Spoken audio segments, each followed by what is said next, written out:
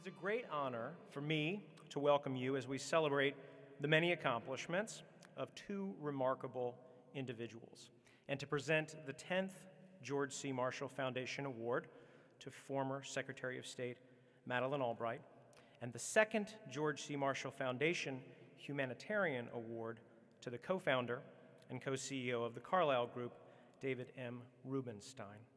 Give a brief round of applause for our two honorees. And I would be remiss tonight if I did not ask for a show of hands anyone who has served our nation in uniform. It is Veterans Day, and we owe all of you a round of applause as well. Please put your hands up high. Thank you.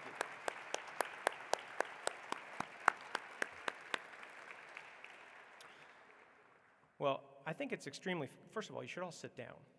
My goodness gracious.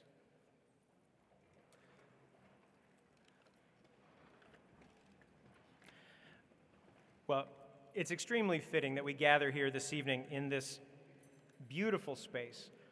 You're never going to have a dinner in a better space than this.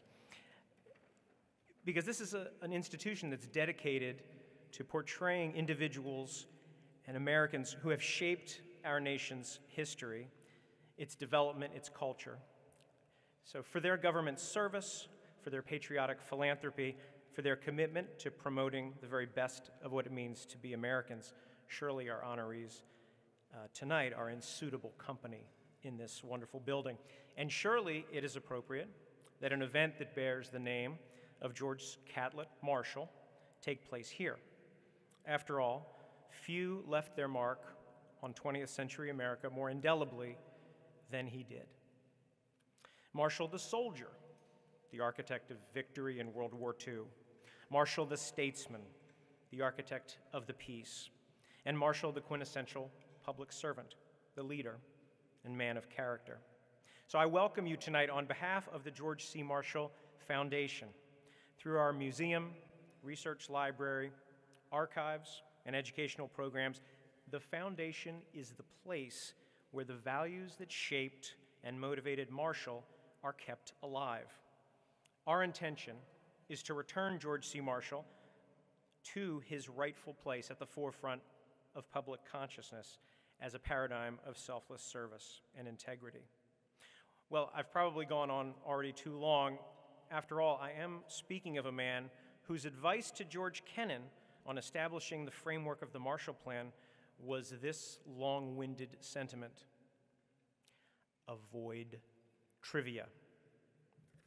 So it doesn't pay to be wordy in this situation. I will conclude by saying that although I've only been in my position a brief period of time, I think George Marshall would heartily approve of our honorees bearing his namesake award home with them tonight. So it's now my pleasure to introduce this evening's Master of Ceremonies, Richard Haass. I'm sure many of you know him, but let me read his biography very briefly.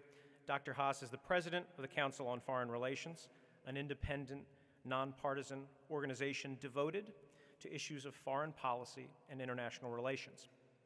A Rhodes Scholar, Richard Haass holds master's and doctoral degrees from Oxford University. He served as Middle East advisor to President George H.W. Bush and as the State Department's Director of Public Policy Planning under Secretary of State Colin Powell. A recipient of the State Department's Distinguished Honor Award, the President's Citizens Medal, and the Tipperary International Peace Award, Dr. Haass is also the author or editor of 13 books on U.S. foreign policy and 1 book on management. He is also a very familiar face to viewers of Morning Joe, where he comments regularly on international affairs. Ladies and gentlemen, please give a warm welcome to Richard Haass.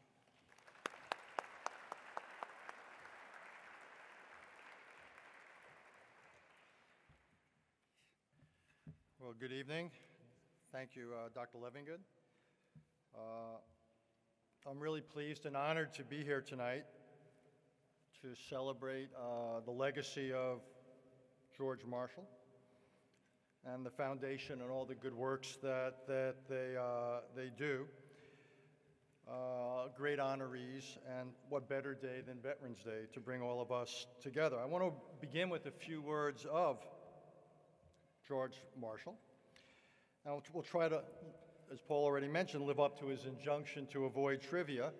something I felt quite directly since I was sitting in the, or trying inadequately to fill the very big shoes of people like George Kennan and Paul Nitze at the policy planning staff.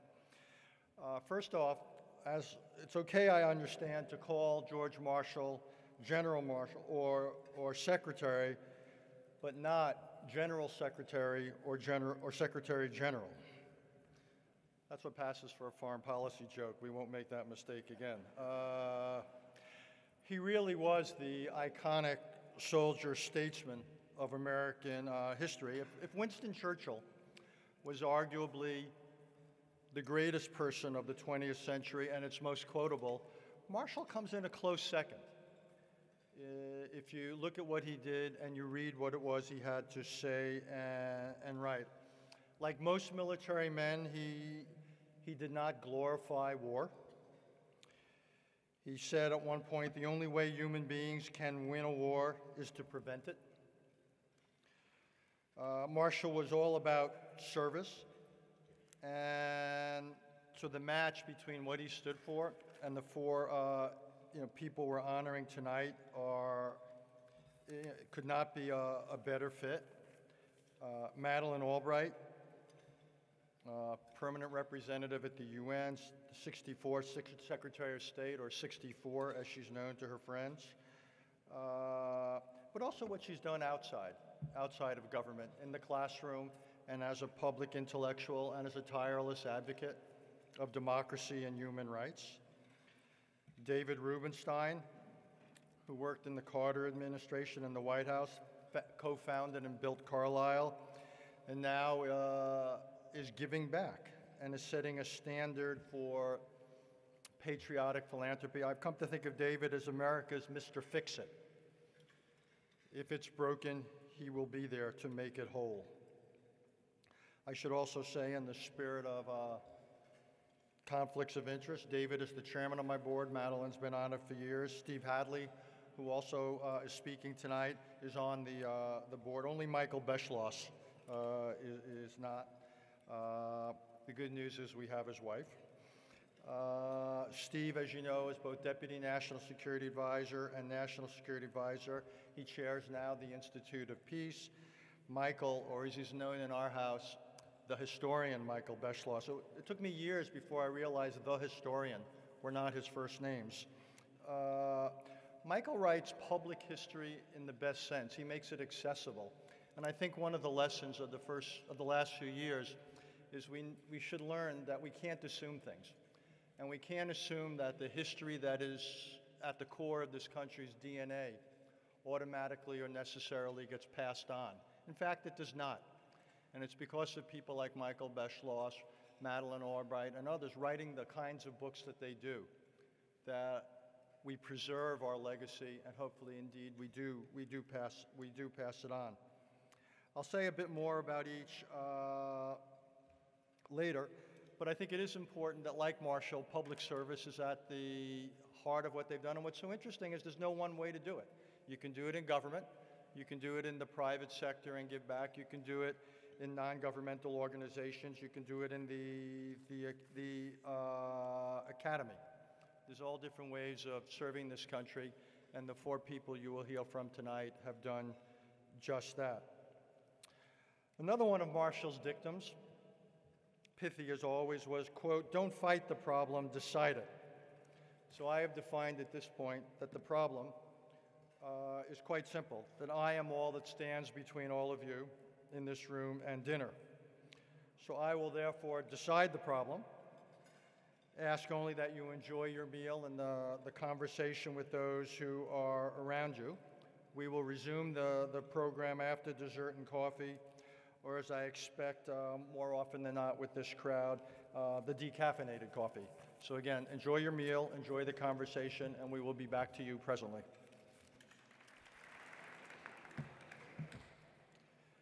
So, let me resume, fittingly enough, with another quote from the man whose legacy we honor tonight. When a thing is done, it's done. Don't look back. Look forward to your next objective.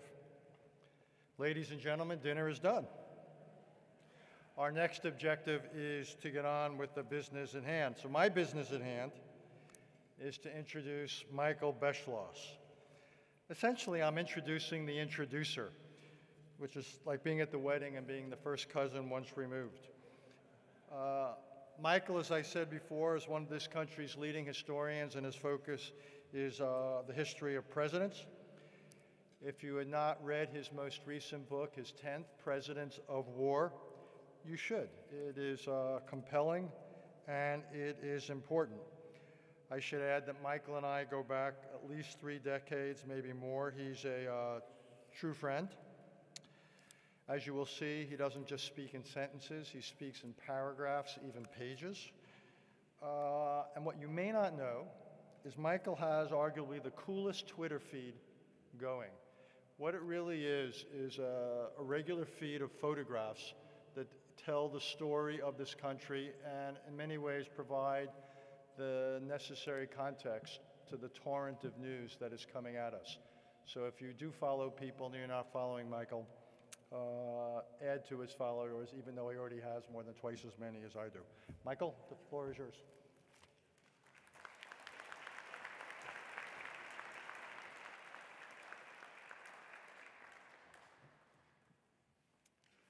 Thank you very much, Richard.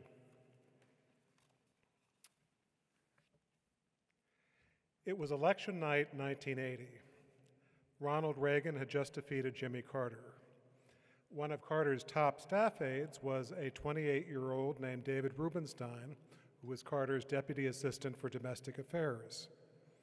Hamilton Jordan, much later of the Carter staff, much later told me that night he was worried about some of the younger staff aides and how they might do in professional life now that their president had gone down to defeat. Specifically, Jordan told me, he worried about one Carter aide who was brilliant and capable, but young and not very long out of law school. This was David Rubenstein. He had no reason for worry. 39 years later, David Rubenstein is one of the most significant Americans of our time, an icon of business and finance. He's the image of patriotic philanthropy, a public servant who's worked closely with American presidents, a student of American history, and friend to all who study it, a shrewd and knowing interviewer, a successful TV host, and an author of an acclaimed new book of searching conversations with American historians. As Richard suggested, David is someone who George Marshall would have understood and admired and would like to have known. David is one of the co-founders of the Carlyle Group, which is one of the most accomplished private investment firms on earth, and he's been an innovator at every stage of his life. Born in Baltimore, he was graduated from Duke, magna cum laude, and an editor of the University of Chicago Law Review. David began his professional life as a lawyer in New York and as chief counsel to a subcommittee of the U.S. Senate. Then in 1977, he became Deputy Assistant to President Carter, serving in the White House for 4 years. After the Carter presidency, after several more years as a Washington lawyer, David helped to design and build the company that became Carlyle. It's hard to think of an American more dedicated to philanthropy than David Rubenstein. He chairs the boards of the Kennedy Center, the Smithsonian, the Council on Foreign Relations, and the Library of Congress's Madison Council. He's a fellow of the Harvard Corporation and a trustee of the National Gallery, the University of Chicago, Memorial Sloan Kettering, the Institute for Advanced Study, Brookings, and director of the Lincoln Center and the American Academy of Arts and Sciences, among other organizations. He was one of the first signers of the Giving Pledge, and he's received philanthropic prizes, including the Carnegie Medal and the David Rockefeller Award of the Museum of Modern Art. Last month, Simon & Schuster published his excellent new book, The American Story, Conversations with Master Historians, based on his interviews with scholars such as John Meacham, Doris Kearns Goodwin, and Robert Caro. And as I was telling him at dinner, these are all people I know, and he got them to say things that I think that they were even surprised that they said. having given many interviews on their lives and careers.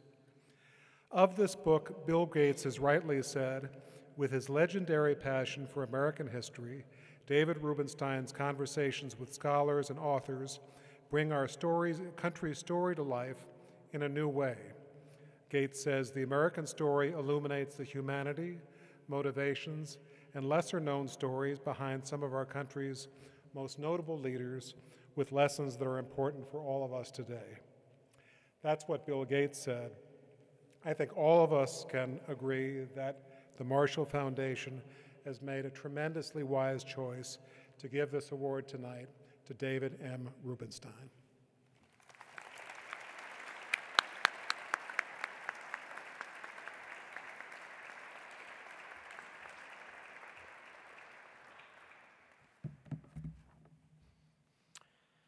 David M. Rubenstein, you are being honored today for your extraordinary philanthropy and for the effects of your generosity in the lives of countless individuals who have benefited from your largesse.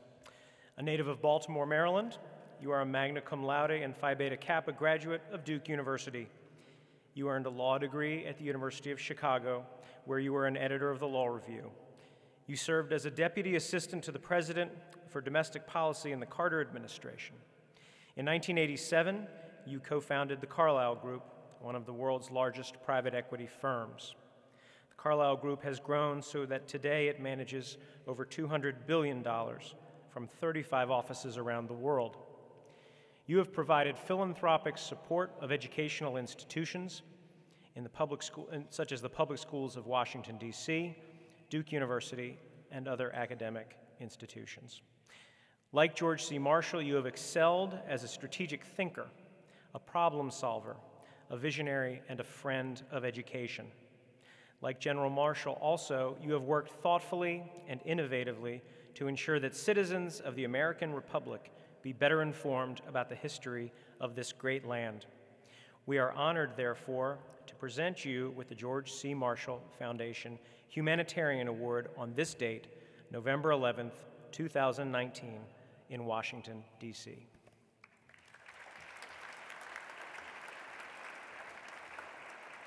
David, if you would be so good as to join us.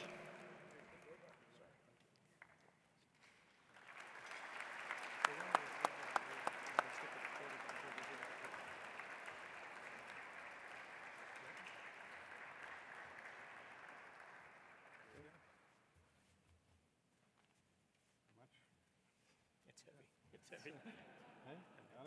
Thank you. Heavy. Okay.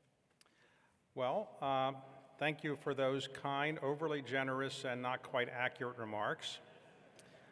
Let me say thank you very much, Richard, for coming and serving as MC, and I would like to acknowledge the presence of another academic institution which is here, which wasn't mentioned, the University of Chicago. Thank you for coming as well. And I'd like to acknowledge the presence of Justice Kennedy. Where is Justice Kennedy? Justice Kennedy, thank you very much for coming.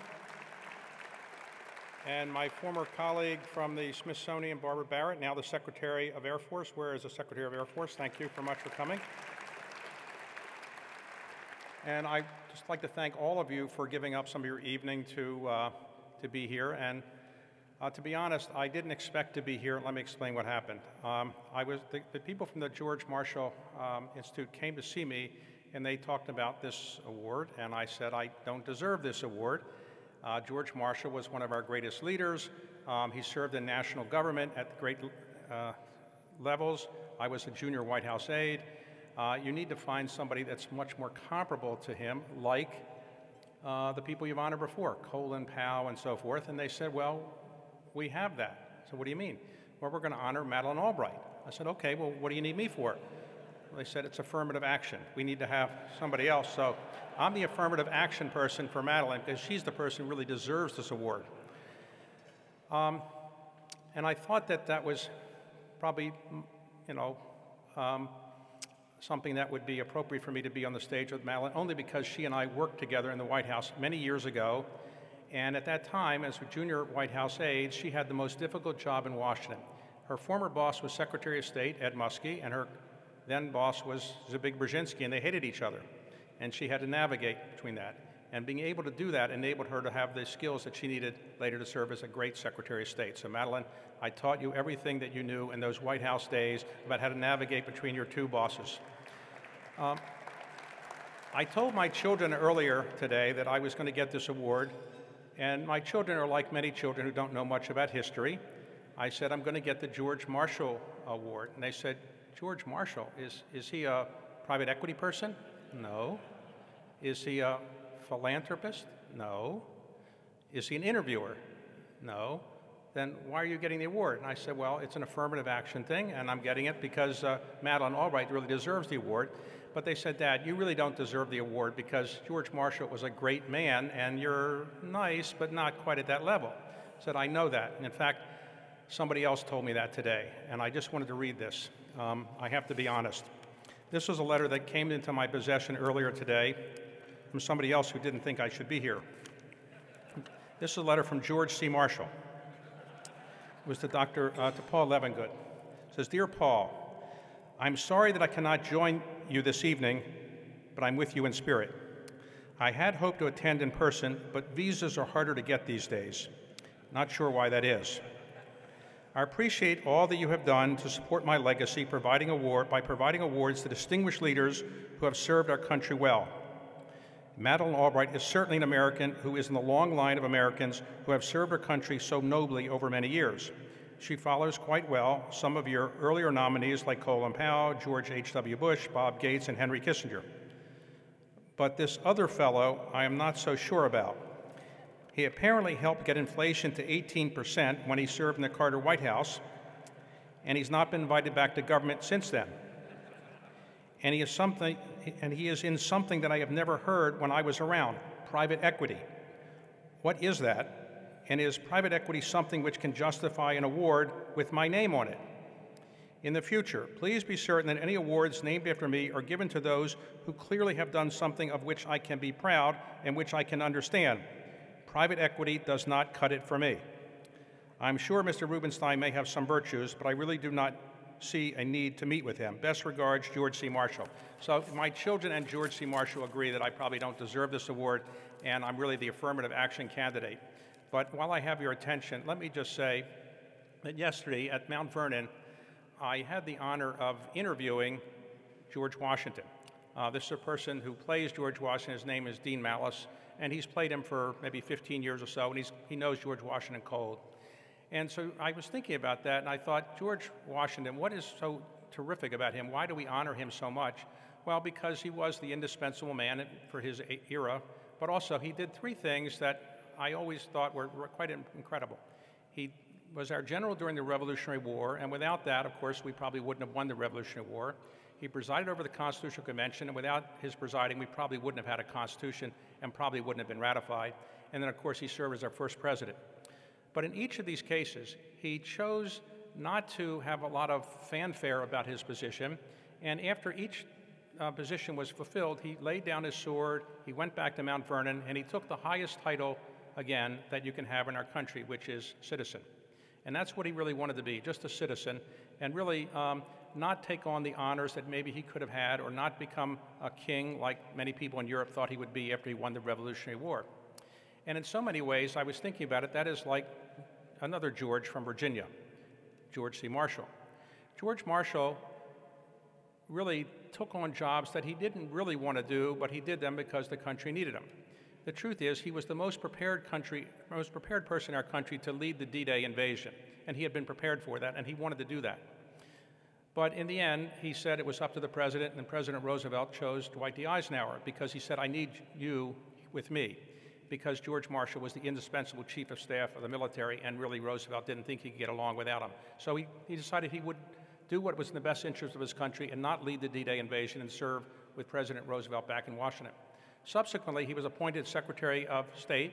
He didn't really want to serve as Secretary of State, but he did so and did a terrific job in many ways, and of course authored the Marshall Plan, which transformed Europe and really made our post-war era possible in many ways, both in terms of economy and prosperity for Europe and the United States. And third, of course, he served as Secretary of Defense, becoming the only person in our country's history to serve as Secretary of Defense and Secretary of State.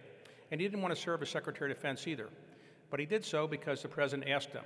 And so in each case, when he finished those positions, like George Washington, he said, I want to return to being a citizen. And that's what he wanted, a simple life. He, like George Washington, he had no natural children of his own. His life was his country, and his life was his life with his wife, to whom he was extremely devoted.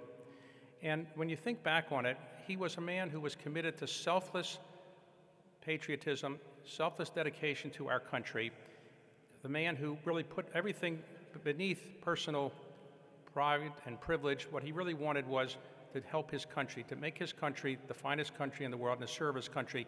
He didn't care about money, he didn't care about honors, he didn't care about public attention, he didn't care about anything but getting the job done and serving his country. How we have produced so many men and women like that over the years is, probably not a surprise given how great this country is. But clearly we need more people like that, because we need more people like George C. Marshall, who are willing to dedicate themselves to this country without fear of being considered partisan, without worry about money, without worrying about attention, but just say, I want to help my country. I'm prepared to do whatever I can to help my country, to make it as great as possible, to live up to the dreams of the Founding Fathers. And selfless dedication to the country is what I'm about. That's what we want those people to think. And so we need to find more of these people. How we produce more George Washingtons and George Marshalls, I don't know.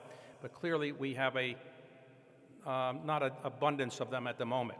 So all of you at the George Marshall Foundation, all of you and Institute, all of you who are supporting this, what you're really supporting is the idea that once again we should produce more Americans who are selflessly dedicated in a nonpartisan way to making our country better, because that's what George Marshall stood for, and that's what all we should hope for, is have more George Marshalls in our country's future. Thank you very much.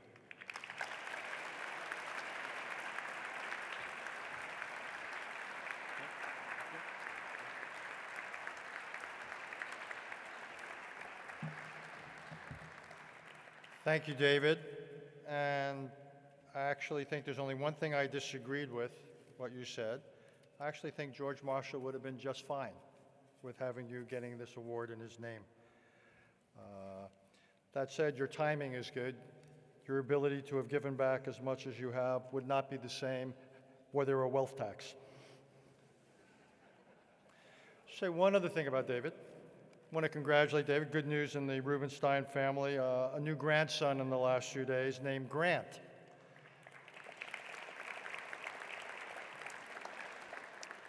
And as Yogi Berra once said, it's always dangerous to make predictions, especially about the future. But I think there's a chance that Grant's tomb is going to be getting a little bit of a facelift before long. So we now pivot to Steve Hadley. Steve will be introducing Madeleine Albright, the one and only and original Madam Secretary. What appears on CBS is a facsimile. Steve is, as you know, I think we mentioned before, the former deputy as well as national security advisor. He is a principal in a firm called Rice Hadley Gates. I will leave it to him to explain why he is after Rice and before Gates. He chairs, as I said, the board of the Institute of Peace. Steve is, as a citizen, you should be glad there are people like Steve Hadley who go and work in government. He is the sort of non-ideological, fair, practical, sober, committed, disciplined person one wants in positions of responsibility. And we have been lucky to have had his service in the past, and who knows, maybe we'll be lucky to have it again. With that, I give you Steve Hadley.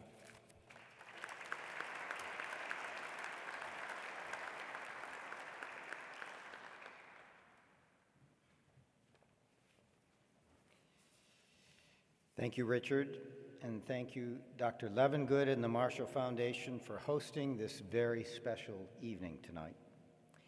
It is a great honor to be here and to have the opportunity to pay tribute to my dear friend and colleague, former Secretary of State, Madeleine Albright.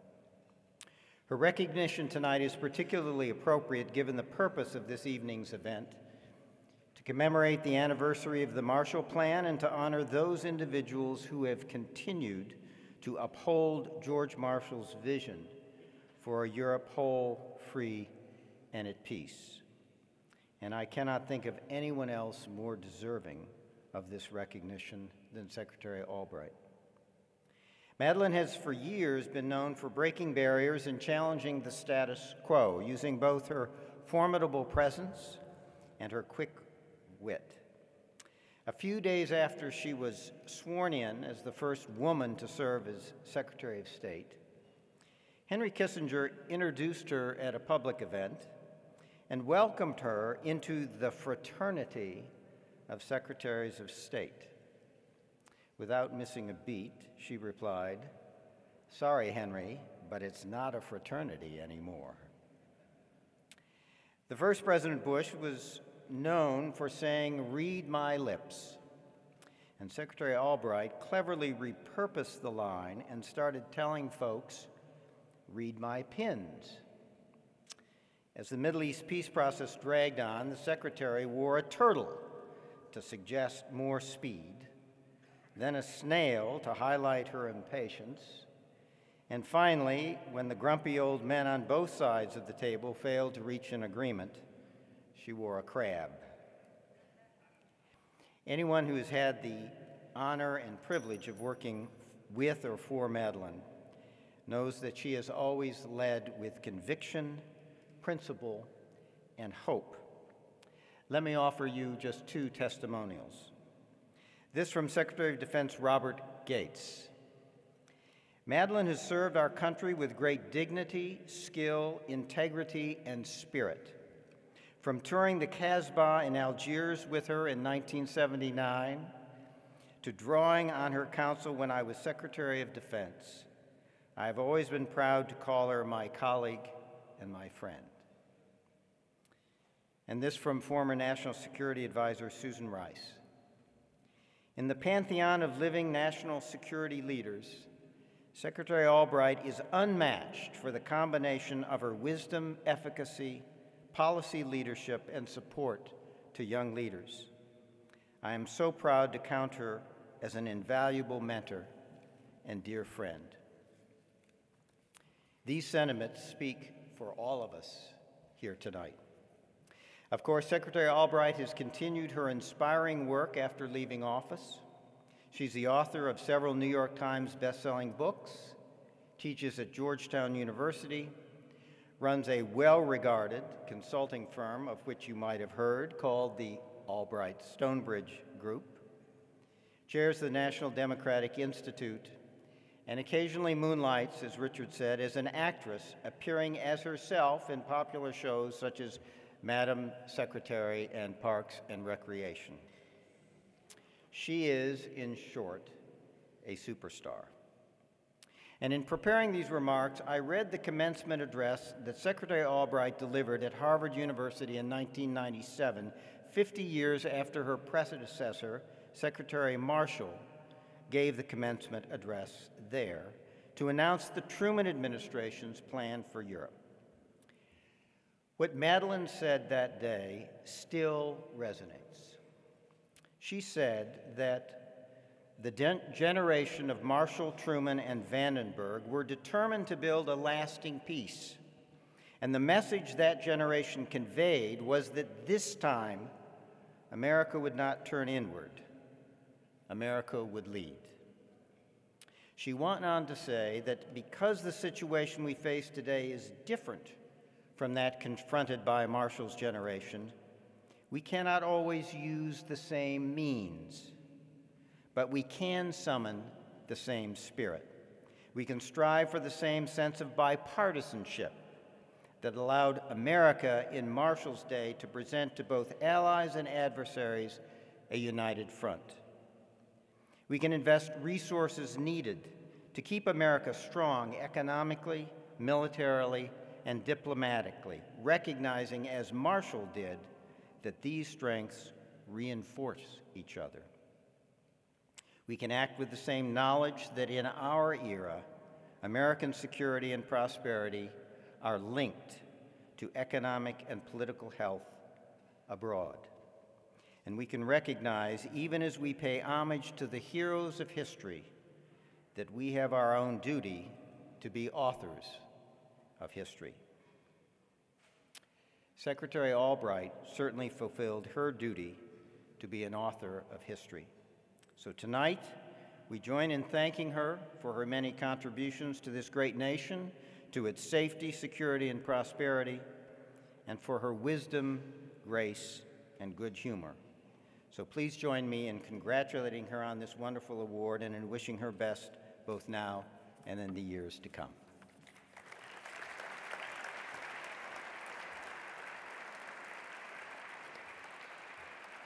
So before I call upon Secretary Albright to come up here and accept the award, I just want to say two things. One is to echo something that Steve referred to, that many of the thoughts of Marshall are not just historical, they are current.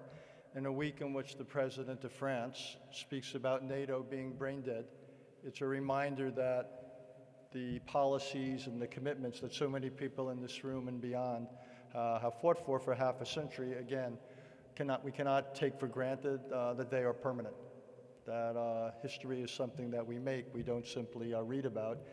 And secondly, in honoring Madeleine Albright, we honor one other dimension of her, which hasn't been mentioned tonight, but I want to mention it, is the fact that she's an immigrant. And she is a perfect example of how immigration has made this country great and has added to our strength and our vitality. Secretary Albright.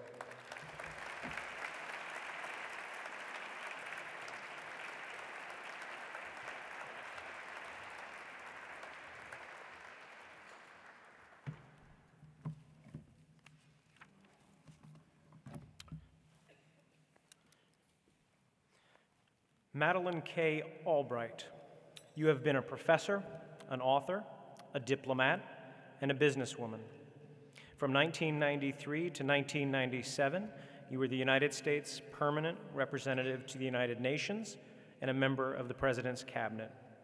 Then, in 1997, you were named the 64th Secretary of State of the United States, thereby becoming the first female Secretary of State and the highest-ranking woman in the history of the U.S. government.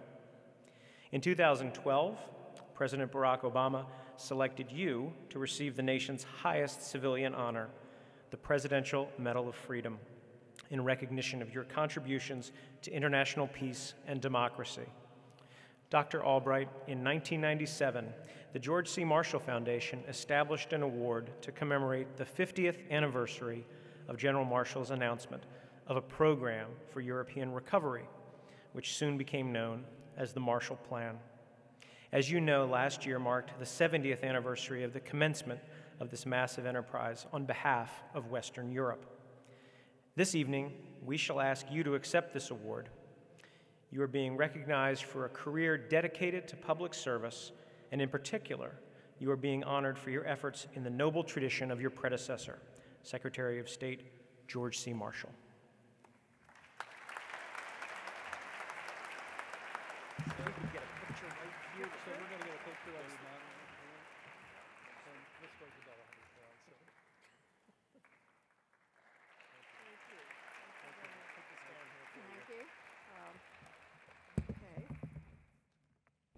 Thank you very, very much, Dr. Fletcher, Dr. Levengard, and Dr. Haas, and friends. I am deeply honored and humbled by this award, and I am very, very pleased to be with all of you this evening. As many of you know, in the past, I helped bestow this award on two highly distinguished leaders, Chancellor Helmut Kohl and Secretary of State Hillary Clinton. And tonight I have to admit that although it is certainly more blessed to give, it is much more fun to receive. And Steve Hadley, I really want to thank you for your very kind words and for everything and for your friendship. I think people might not know or believe how much we work together and what really, really good friends we are. And it is just wonderful, and it's certainly nice when you can say nice words about me. So thank you very much for that. I'm pleased this evening to be able to share some of the dais with a great friend, David Rubenstein. And we have known each other for a very long time, 40 years, and I would like to echo what Michael Beschloss said in thanking David for his commitment to preserving our history and for promoting civic education. There is nobody that I know that has given back as much as David has, and what he has done in really developing patriotic giving in so many ways. And so, David, thank you. And so many wonderful things. And I actually didn't know 40 years ago that you had such a great sense of humor, because all you did was work and really have made an incredible career. So I think that I'm very pleased to be able to get this award with you.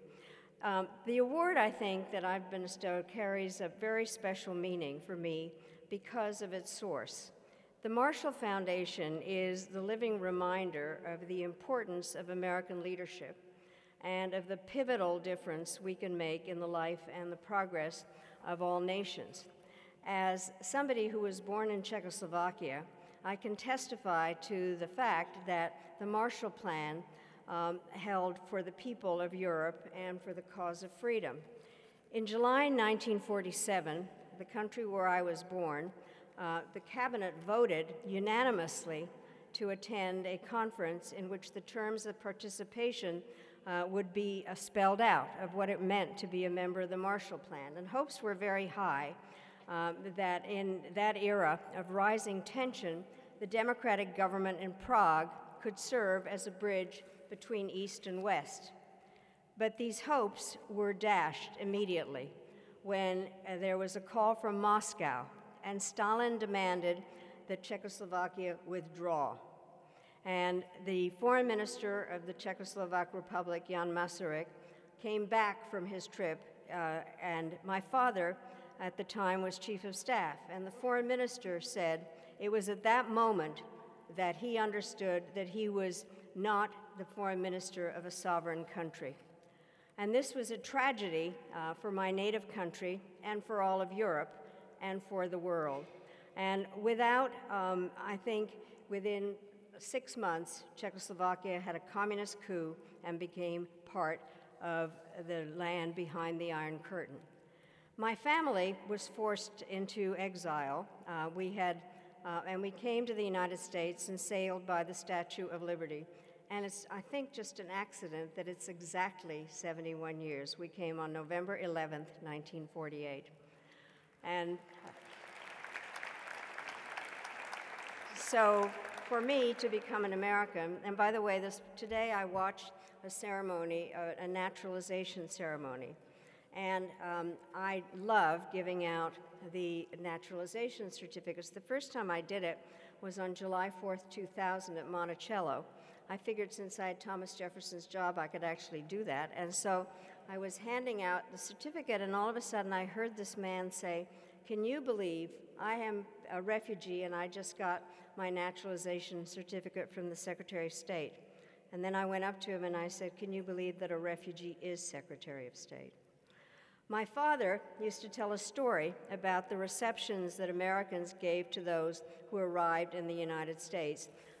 And so what happened, we had spent the war in England, and people were very kind. They said, you know, we're so sorry your country's been taken over by the Nazis. You're welcome here. What can we do to help you, and when are you going home? When we came to the United States, people said, we're so sorry your country's been taken over by a terrible system.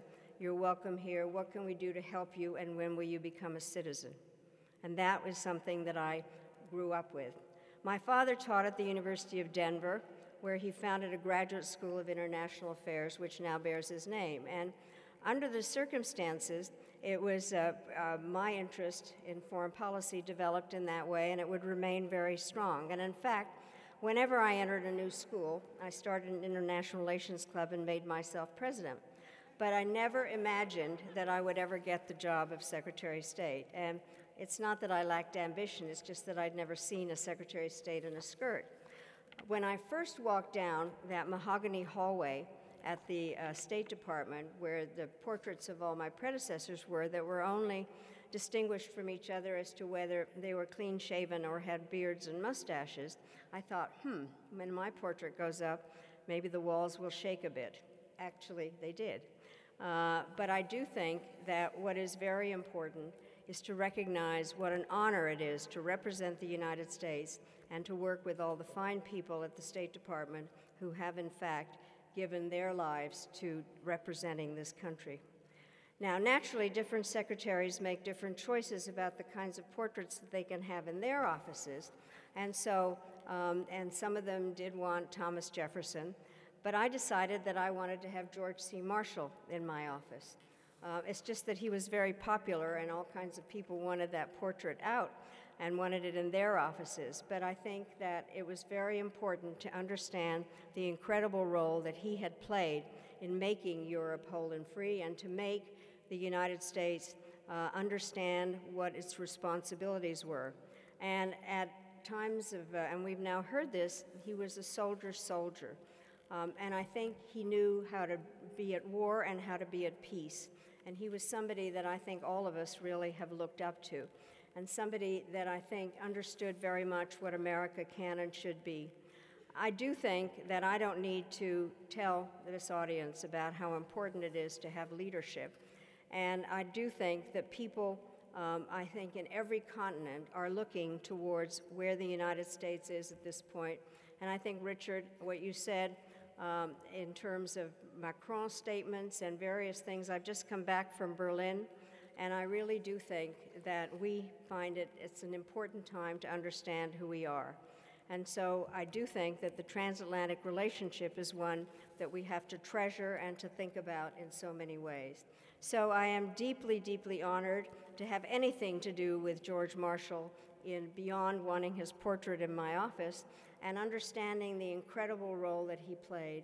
And I can honestly tell you that for somebody that was not born in this country, that had the opportunity to sit behind a sign that said the United States, I am a grateful American every single day. We are an incredible country. We need more George Marshalls, and we need more people such as you that can really represent what he did and what we believe this country should do. Thank you so very, very much for your honor.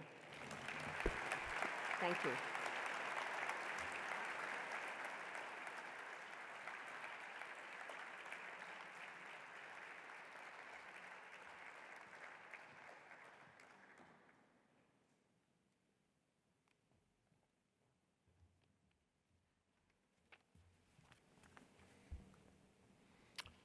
Again, that's a difficult act to follow.